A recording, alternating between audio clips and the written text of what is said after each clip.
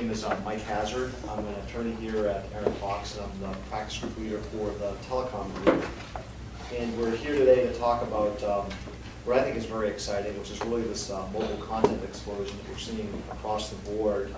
And what we're going to do here today is meet some extremely innovative companies and talk about some of the work that they're doing, and then learn about some of the challenges that they face as they try to roll out various different business plans to take advantage of just the world going mobile. And as we know, I mean, everybody relies on their mobile device today, and for the first time we have a president that needed his BlackBerry. And as Jeff Sass is off to say, it's for many of us, it's the first thing we look at in the morning and the last thing we look at night.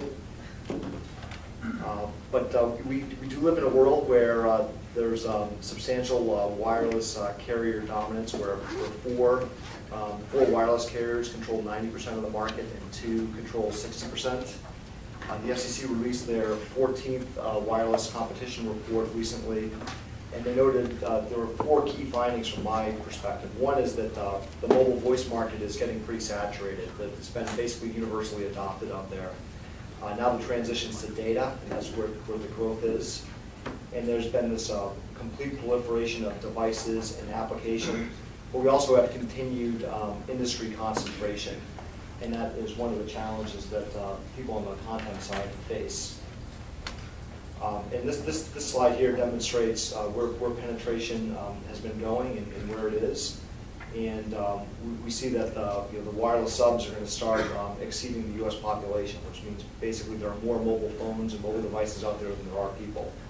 And I only have 1 phone, but many of the people I work with have 2 phones. I know some people that have more than 2 phones. I don't know how you manage that, but people do. And then here's the next one, where I said that the voice market's been saturated and we're moving to data. And this is a slide from Morgan Stanley. And they predict that by mid-2013 that data will outstrip voice. Internet access over your mobile device is going to outstrip that over the landline. But what's exciting here is that the companies that are represented are already there. They are, basically 100% or nearly 100% mobile. And so we have a glimpse of the future here and what the world's going to look like in 2013, if not before. And so part of what we have done is we formed a coalition called the Mobile Internet Content Coalition.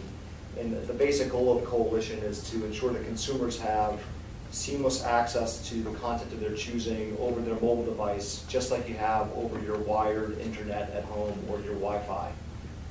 And the founding members of the company are Myxer, for Info, and mobileStorm. We have representatives of Myxer and mobileStorm here today. We also have MobileCommons, which is another very innovative company. And they are literally enabling millions of consumers to access content in new and different ways, and thousands of businesses a new way for them to communicate with their customers. And so the basic goal is this, that for the consumer, whether you're on your mobile device or on your laptop or your iPad, your experience with your access provider, be it Comcast or Verizon, should be the same with the e-commerce provider or the organization that you're trying to communicate. And so again, we want the consumer's experience to be seamless, whether you're using your mobile device or your personal computer or other device. And with that, I'm going to turn it over to Jeff Sass from Myxer, who has a very engaging business and a very entertaining presentation. I don't know about that, but thank you, Mike. We'll see. Well, thank you all for coming early on a beautiful Friday here in Washington. No worries. I want to compliment Aaron Fox for their excellent event planning skills. I was duly impressed. So I'm Jeff Sass. I'm the Vice President of Business Development and Chief Evangelist for Myxer. And Myxer's goal is to provide mobile entertainment for the masses. We started the company 5 years ago, and when we started out, we recognized that mobile content is really hard. Our goal was initially to focus on the independent musician and try to find a way to make it easy for an independent artist to get their content to their fans who all had these mobile phones. And what we found out that it was really hard, because typically, unless an artist was signed with a record label, they couldn't get their content onto a mobile device. And even then, the record label would pass that content along to an aggregator. The aggregator would use a distributor to deliver that content to the carrier. The carrier then had to hire a platform company to develop a technology platform to transcode and format that content correctly for the requesting handset, and eventually that content got to the fan of that artist, and it really wasn't a very happy experience. We looked at that, and there's actually more steps to that process than there would be if it was selling a physical product in a retail store, and that's a digital product, so that shouldn't be the case. So we realized that a lot of these steps could be removed. In fact, we figured that all of these steps could be removed, and that we could create a platform where artists and musicians and content providers can deal directly with their fans. And that's really what Myxer set out to do, is to really simplify the process of distributing and accessing mobile content. So from a technical standpoint, the Myxer platform is able to ingest any digital media in its original format, images, music, video, etc. And then we recognize the requesting handset, and then we reformat the content appropriately for that handset and deliver it to the end user. And we do that across all handsets and all carriers, so we're agnostic. So today, 5 years later, Myxer is one of the top 10 mobile websites in the US, and we have a very large and active and engaged audience. We have about 35 million users, and in our catalog now we have over 3 million items: ringtones, wallpapers, videos, games, apps, music. And our mobile web page gets about 450 million page views a month. So we've seen tremendous growth, and our goal again is to make it very simple to distribute and access any type of mobile content across all devices and carriers. We've seen tremendous growth month over month and year over year. And we're at the point now where we're delivering downloads at the rate of about 1 billion downloads per year. It took us a couple of years to get to our first billion, which we hit in January. And now we're downloading about 90 million items a month. So we'll hit our second billion before the end of this year. And while we started out supporting these independent musicians, we've grown now where we represent everyone from, a guy in his garage that you never heard of, to major record labels like EMI, Warner Records, Sony Music, and a lot of other media companies. And that same technical platform that worked for the little guy is being used by the big guy in the same fashion, which is great. So we've established a lot of key content partners. We have over 150,000 content providers leveraging the Myxer platform to share and sell their content to their fans. One of the things that's unique about Myxer is we believe very strongly in the ad-supported model.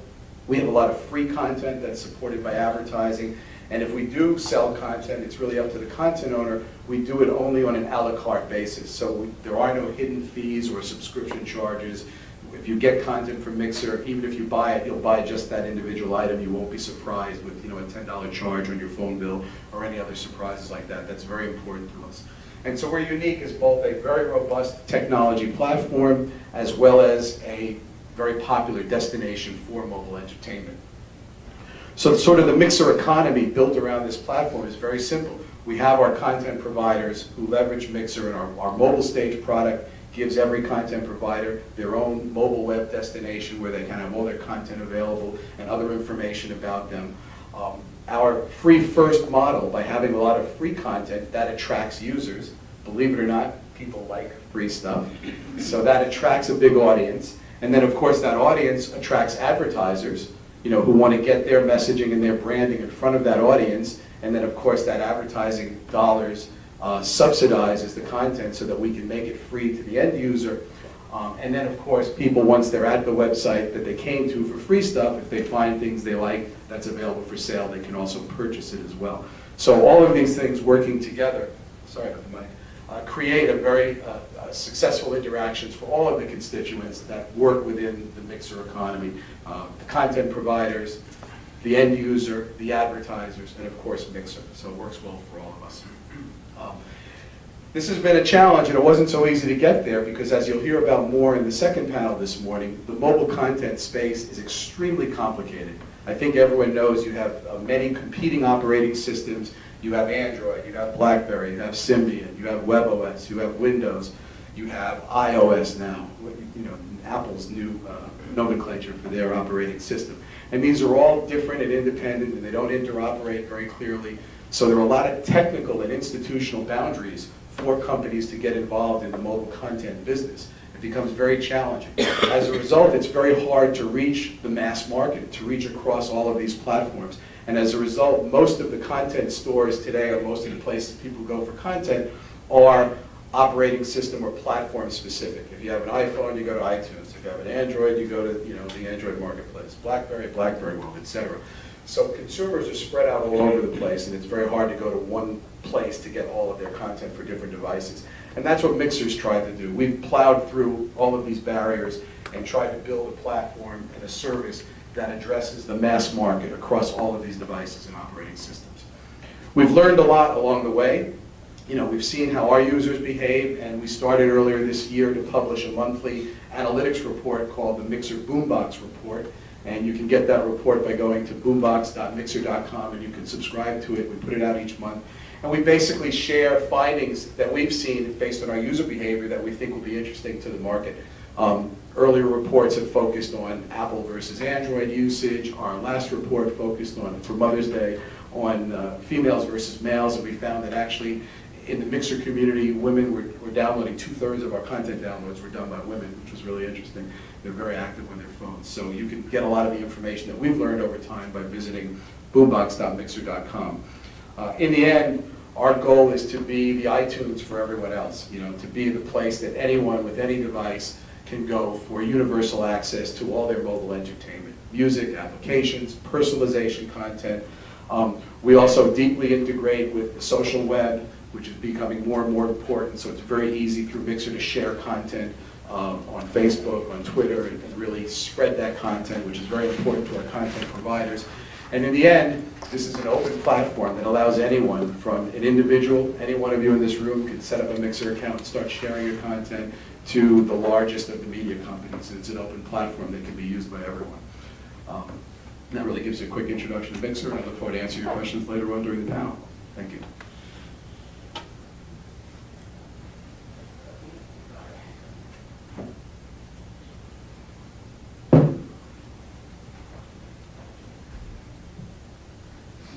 Good morning, everyone. How are you? I'm a little tired. My presentation, yeah, I'm like your shit. It's all right. It's all tied up. My presentation won't be as nice as Jeffrey's. Anyway, a very short overview on my company. I'm the founder and CEO of a company called mobileStorm, and we are an 11-year-old B2B email and mobile marketing platform. So it's a web-based platform you can access. I think one of the reasons that we've grown the way we have is that we make it very easy for any business in the United States, no matter if you're the pizza shop on the corner all the way up to some of the largest Fortune 500s, to be able to create an account and become an email or mobile marketer within minutes.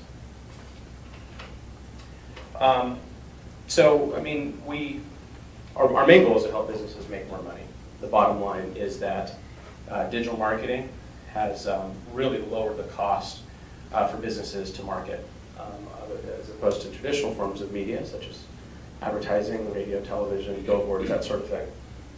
So, as email marketing became a really great way to reach your customer at a low cost and be able to see tremendous ROI, some of the stats show $46 for every $1 spent, you see a $46 return on ROI. That's the kind of latest stat on email marketing. So we do two things.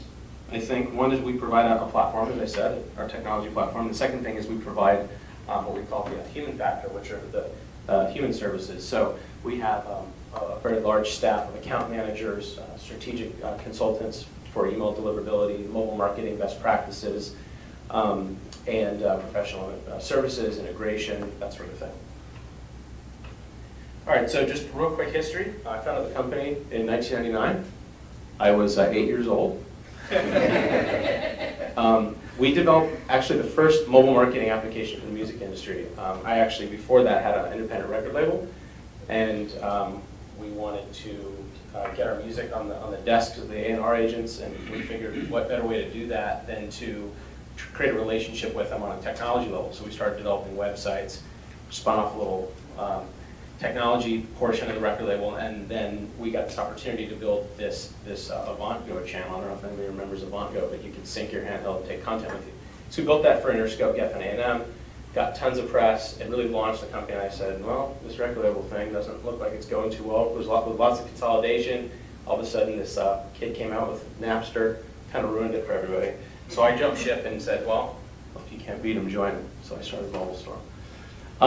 So we help companies navigate industry regulations, especially when it comes down to privacy, any sort of legislation that's going on. And clearly, being involved in MICC is really important to us because we really see the businesses in a tough position with not being able to launch their services quickly. We also see businesses in a tough situation with having to navigate this industry with all the different demands that the carriers ask and certain things that the government's putting in place. So they look to us to ensure that they're following best practices. So our technology actually takes care of a lot of that. But then there's also that human factor when we come in and we can say, well, Kaiser Permanente, this is the right way to send a message, and this is the types of information you have to have on it so you're compliant and your shortcuts and shut down. And really acquiring, developing, and maintaining a customer database, that's really what it comes down to. So how do you build a database, how do you market to it, and then how do you keep those customers happy for life? The philosophy, and I talked about an email mobile marketing platform. Technically, we actually offer 7 ways to communicate through the same interface. So we offer mobile apps now. We just launched that a few days ago. We offer voice messaging, fax. Believe it or not, we still have customers using that. We're phasing it out on the new platform. But we also RSS, and we also offer video. So you can actually upload a video, and it will be published across all the major video sharing sites. And we give you kind of an aggregate view of how many videos are being viewed and across YouTube and MySpace and whatnot. Really it came down to the fact that we realized that people were very unique, depending upon your age, your gender, your ethnicity. You might gravitate towards one sort of communication medium. Social media we see really as the next frontier. So we're actually in the process right now. I just got back from Beijing where we're building a brand new platform that's going to truly integrate email, mobile, and social in a way that's never been done before in our industry. We call it integrated communication framework or integrated communication management. And it's just going to be, I'm pretty excited about it because it's really the culmination of 11 years of putting all of our thoughts and ideas together. So we realized that with businesses, there's no one solution, there's no one size fits all. I mean, email's great for some industries, not great for others. Text messaging is really, really good for some industries, and some people say that they prefer not to use it. So we realized that we need to offer our customers a multi-channel solution approach. We're the first company in the US to combine both email and SMS into one self-service online platform. We have delivered over 3 billion messages. Maybe we're up to 4, this one can be old, but it's been a nice run. Just a couple quick stats. We struggled for a long time trying to get anybody to buy text messaging when we first started 11 years ago. Nobody would pay for it. They didn't see the value. Quite frankly, it made sense because the adoption wasn't there. We now have 98% of cell phones in the U.S. have text message capabilities. 78% of U.S. are text messaging. 53% of those are older than the age of 35. A lot of people don't realize that. It's not just for kids anymore. And what we saw is we had to make some adjustments. So we offered an email marketing platform, and that really took off. 5 years ago, it was kind of like the channel. And now, flash forward 5 years later, 80% of all of our business now is driven through mobile sales. And while email is still growing, mobile is clearly one of the hot topics right now. All right, so this is just a few of our featured customers. As I said, I put recognizable brands up here as opposed to the smaller brands, but really small to large businesses use us. And even though we've traditionally powered a lot of companies in terms of helping them market, now we're actually getting into some of the more utility type of messaging. So we launched into healthcare, pretty dramatically. We have locked down 4 of the top 12 largest healthcare companies in the U.S. to do health alerts and appointment reminders. Most notably, we did a case study with Kaiser Permanente where we were able to prove in a short pilot with them that we were able to reduce the amount of missed appointments, $150 per missed appointment, and over the course of 30 days saved them $275,000, which was a very large ROI for them. And that case study actually got us a lot of notoriety, and really, as my VP of sales said, Jared, we're being dragged kicking and screaming into this industry, I don't know what to do. Well, how do we make some money out of it? So, but we power lots of really fun brands. 36% of our business actually comes from agencies now. These are companies that really need to help their customers go mobile, and so they're turning to platforms like mobileStorm to do that. So just a little bit on our technology. As I said before, it's multi-channel. We offer a dashboard, really great, beautiful reporting, ways to manage your lists. We have all kinds of additional modules that we've developed. For specific industries, we actually have an event manager module we built. We call it Divide on steroids. I asked Mike to use it for this event, and he didn't even respond. You would have been able to text in to join this event, things like that. So it would have been pretty cool. We'll get that next time. And then we offer, the typical SaaS security, redundancy, and lots of APIs. So you can get data in and out of the system, so we can integrate into any sort of system. For Kaiser, we got to integrate into their massive appointment reminder system. But for another company, we might have to integrate into their CRM solution. So some of the services, we offer full service, which means that we will do all your heavy lifting. We become your back office. So let's say, for instance, you are a NASCAR and you're wanting to launch a mobile marketing club or mobile club. We can do everything from all the actual messaging itself, best practice implementation, strategy, the best way to promote that club. How does the sign-up form look on the website? How's the sign-up going to look if you want to put it on a billboard? Everybody has a dedicated account manager at that level. And then on the email side, deliverability, we're not going to get too much into that, but it's not easy to get emails in the inbox, and you need professionals to do that. Training, premium customer, all of our customers, no matter what size you are, can call us up, chat with us, and email us at all hours of the day. Service is very important. I tried to move the company towards at least getting a little bit of what Zappos is like, because I really think they've done an awesome job. And then just finally, last slide, just some things that we've been able to do that people said we're good at, and other things that we've done in life, period. Thank you.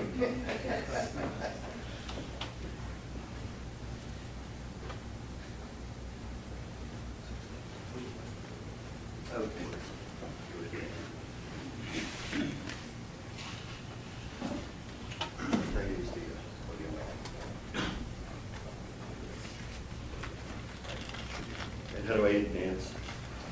What would be advanced? Yes. Clever. What do you call this device? Thanks. So